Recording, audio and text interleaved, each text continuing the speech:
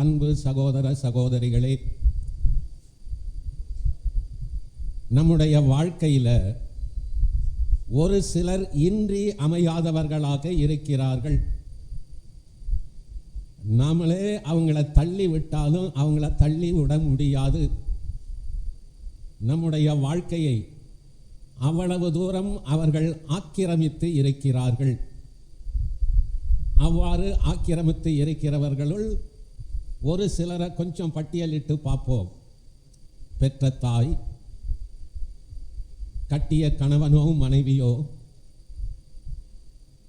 ஆண்டவருடைய வார்த்தை, இறை பிரசன்னம், அன்னை மரியாள், இவங்களெல்லாம் எந்த காரணத்தை முன்னிட்டும் நம்மளால் என்ன செய்ய முடியாது, தள்ளிவிட முடியாது. இவர்களெல்லாம் நம்முடைய வாழ்க்கையை பண்படுத்தியவர்கள். அதில் அம்மாவை எடுத்துக்குவோம்.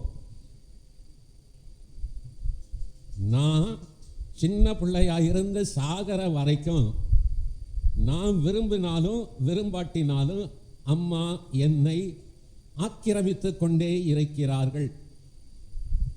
பிரிக்க முடியாது. நான் ஆசைப்பட்டு பிரிஞ்சு போனாலும் என் மனசு அம்மாவை பற்றி நினைக்காம இருக்காது. அதனுடைய வெளிப்பாடு ஒரு சில கூற விரும்புகிறேன்.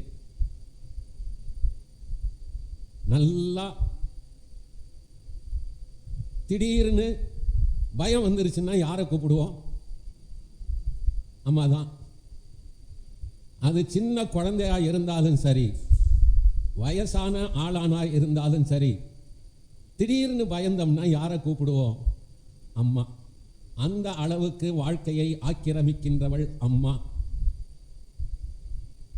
நல்லா வேலை செஞ்சுட்டு அப்படியே ஓய்வு எடுக்கணும்னா யார் பேரை கூப்பிடுவோம்? அம்மானு கூப்பிடுவோமா, அப்பான்னு கூப்பிடுவோமா?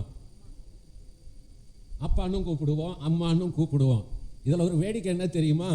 அவங்க ரெண்டு பேரையும் சேர்த்து ஒரே வார்த்தையில் சொல்லுவோம். அம்மாடா, அப்பாடி. அப்பாவுக்கு டி கொடுத்துறது, அம்மாவுக்கு டா கொடுத்துறது. நம்ம வாழ்க்கையை விட்டு அவங்களால அகல முடியாது. நான் விரும்புகிறேனோ இல்லையோ, என்னுடைய நாடி நரம்புகளில் தாய் இருக்கிறாள். மற்ற உதாரணம்லாம் நமக்கு தேவையில்லை, இது மட்டும் போதும். இதில் இருந்து மாதாவுக்கும் இயேசுவுக்கும் உள்ள தொடர்பை கொஞ்சம் யோசனை பண்ணி பார்த்துக்குவோம். நம்ம அப்பாவை அம்மாவை மறக்க முடியாமல் என் ரத்தத்தோடு அவங்க கலந்து இருக்கிறது போல அங்கே தாயும் மகனும் ஒன்றா இணைஞ்சிருப்பாங்களா இல்லையா? கிறிஸ்துவின் அத்தனை நிலைகளிலும் அத்தனை எண்ணங்களிலும் அன்னை மரியாள் நீக்கமறை இருந்தார்கள். அரவணைக்கிறதிலிருந்து, வழிகாட்டுறதில் இருந்து, ஆடை கொடுப்பதிலிருந்து அன்னை மரியாள் இயேசுவை வளர்த்தாள். 30 வயசு வரைக்கும் ரெண்டு பேரும் ஒன்றா இருந்தாங்க. பொது பணி வாழ்க்கையில் ஆண்டவர் வெளியில் வரும்போது அன்னை மரியாள் தொடக்கத்தில் அவரோடு இருந்தாள். எப்படி?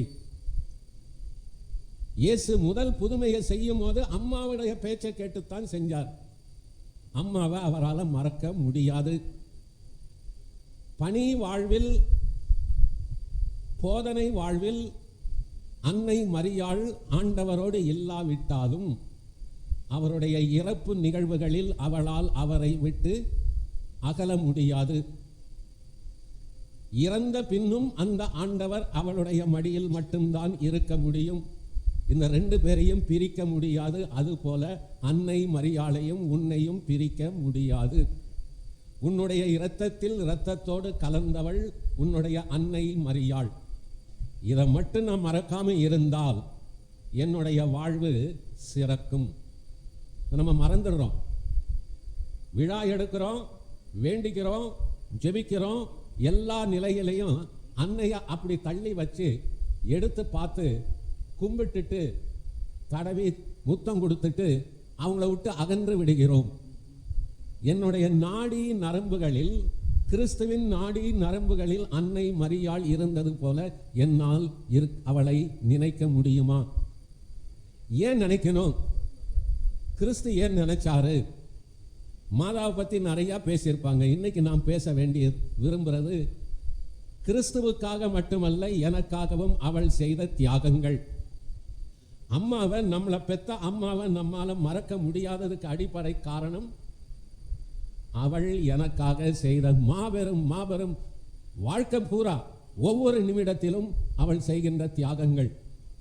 நான் பெரியவனா வளர்ந்துட்ட பிற்பாடு அம்மாவை புறக்கணிக்கலாம், அம்மாவை விரட்டி விட்டுடலாம், அம்மாவை பற்றி தப்பாக பேசலாம். எது செஞ்சாலும் மனசுக்குள்ள அம்மாங்கிற அந்த நிலை மாறவே மாறாது. இதுதான் அவங்களுடைய தியாகம். உங்களுடைய அம்மா உங்களுக்காக செய்த தியாகங்கள் என்ன என்ன என்ன? என்னைக்காச்சும் உங்களை பற்றி உங்க அம்மா தவறா பேசியிருக்கிறாங்களா? பேசதான் முடியுமா? திட்டலாம், எது வேணாலும் செய்யலாம். ஆனால் உங்க ரத்தம் அவங்க ரத்தம் ஒன்று.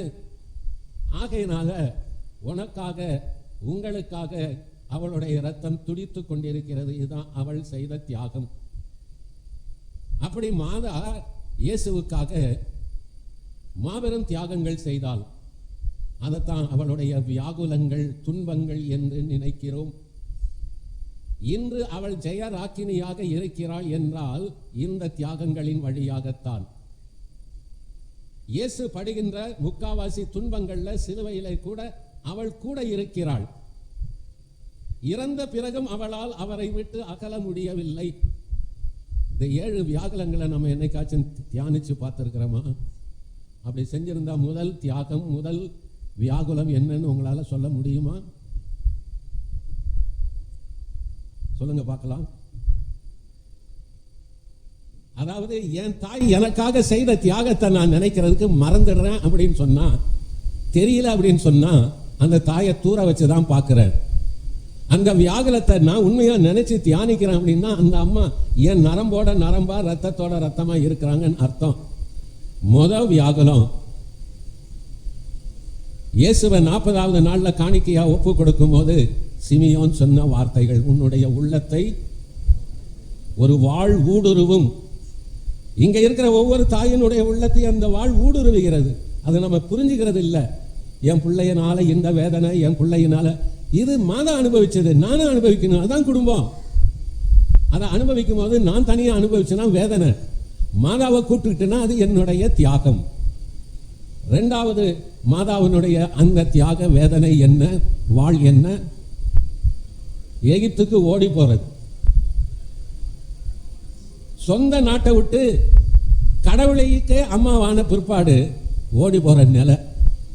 எனக்கா இந்த நிலை நினைக்கல. இயேசுவுக்கும் அது வேதனையா இல்லை. ஏன் இயேசுவுக்கு அது வேதனையா இல்லை அப்படின்னா, அகதியா போற இடத்துலையும் கூட இருக்கிறது தாய். 3வது வியாகுலம் என்னது? 12 வயசுல இயேசு காணாமல் போன போது, ஆலயத்தில் இருந்த போது பிள்ளைய தவற விட்டதுனால மாதாவுக்கு வந்த வியாகுலம். அதுல ஒரு ஆழமான அர்த்தம் உண்டு. ஏன் அவங்கள விட்டுட்டு சாமி நவந்து போனாரு? நீங்கள் பெற்ற பிள்ளைகள் ஒரு 15 வயசு ஆனப்பாடு என்ன ஆகிறான்? நம்மளை விட்டு நவந்து போறான் இல்லையா? முக்காவாசி நேரம் நவந்துட்டு பேருக்கு வீட்டுக்கு வர்றான், சாப்பிட்றான், உட்கார்றான், அவ்வளவுதான். இங்க இந்த இயேசு 12 வயசுல ஏன் தாய் தாப்பனை விட்டுட்டு ஆலயத்தில் நின்னாரு? அது ஏன் அவங்களுக்கு வியாகுலமா அமைஞ்சது? இயேசுவுக்கு அம்மாவையும் தன்னுடைய தகப்பனையும் ஒப்பிட்டு பார்க்கிற நேரம். யூத வழக்கப்படி 12 வயசு யாருக்கு வந்ததோ அவன் பெரிய மனுஷன் ஆயிட்டான்னு அர்த்தம். அப்போ அவங்க அப்பா வேலையை அவன் செஞ்சு ஆகணும், குடும்ப தொழிலை அவன் செய்து ஆகணும். ஆகையினாலதான் 12 வயசுல அம்மா பெரியவங்களா இருந்தாலும் அம்மாவை விட தன்னுடைய தகப்பன் முக்கியம்னு அவர் வேலையை செய்ய, போதிக்கின்ற பணியை செய்ய அவர் ஆலயத்திலேயே இருந்து விட்டார். அம்மா அப்பதான் கண்டுபிடிக்கிறாங்க, இதனால தான் என்னை விட்டு விலகினையா, நீ விலகினாலும் உன்னோடு நான் இருக்கிறேன், உன்னை விட்டு விட மாட்டேன். இதான் அம்மா. 4வது நமக்கு நல்லாவே தெரியும், 4ஆம் ஸ்தலம். 4ஆம் ஸ்தலத்துல அந்த தாய் அம்மா இயேசுவை பார்த்து என்ன சொல்றாங்க? என்ன சொன்னாங்க? 4ஆம் ஸ்தலம் என்ன? சிலுவை பாதையில இயேசு தன்னுடைய தாயை சந்திக்கின்றார். கண்கள் மட்டும் பேசிக் கொள்ளுகின்றன. அங்க மாதா என்ன சொல்லியிருப்பாங்க தன்னுடைய மகனிடம்? ஐயா, உனக்கு இப்படியா வேதனை, வந்திருப்பா போலாம், என்னத்துக்கு மீட்பு, அவங்க பார்த்துக்கிறாங்க சொல்லல. மாற என்ன சொன்னாங்க? தன்னுடைய கண்களால் கிளம்பு, இன்னும் ஆக்ரோஷமாக கிளம்பு, நான் உன்னோடு இருக்கிறேன், உன்னுடைய அனைத்து துன்பங்களிலும் உன்னோடு இருக்கிறேன். 5வது சிலுவையில, 6வது தாயினுடைய மடியிலே, 7வது கல்லறையிலே. இதெல்லாம் அனைத்து நிலைகளிலும் அன்னை மரியாள் தன்னுடைய வியாகுலத்தை மறைத்து தன்னுடைய மகனோடு கூட இருந்தாள். அதுபோலத்தான் உங்களுடைய குடும்ப வாழ்க்கையின் இன்பங்களில், துன்பங்களில், வேதனைகளில், பிரிவுகளில், ஏமாற்றங்களில், மனக்கசப்புகளில், வித்தியாசமான அனைத்து நிலைகளிலும் உங்களோடு இருக்கிறார். 4ஆம் ஸ்தலத்தில் இயேசுவோடு இருந்தது போல, இறந்த பிறகும் தன்னுடைய மடியில் அவரை வைத்தது போல அந்த அன்னை மரியாள் உன்னுடைய குடும்ப வாழ்வின் ஒவ்வொரு அங்கத்திலும் உன்னுடைய இரத்தமாக இருக்கிறாள். இதை மறப்பதனால்தான் என்னுடைய வாழ்க்கை அவலமாகிறது. இதை நினைத்தால் என்னுடைய வாழ்க்கை தியாகமாகிறது. நான் மகிழ்ச்சியாக இருக்கிறேன். இந்த உண்மைகளை இந்த திருப்பலியா வழியாக நாம் உணர்ந்து அந்த இயேசுவோடு மட்டுமல்ல, அன்னை மரியாளை என்னுடைய வீட்டிற்கு அழைத்து செல்வேன். இயேசு சிலுவையில் சொன்ன வார்த்தை அதுதான். தன்னுடைய சீடரை பார்த்து, இதோ உன் தாய். அந்த தாயை ஆலயத்திலே மட்டுமல்ல, நம்முடைய வீட்டிலும் கொண்டு சென்று அவளுடைய ஆசீர்வாதத்தில் நிலைத்து வாழ்வோம். ஆமென்.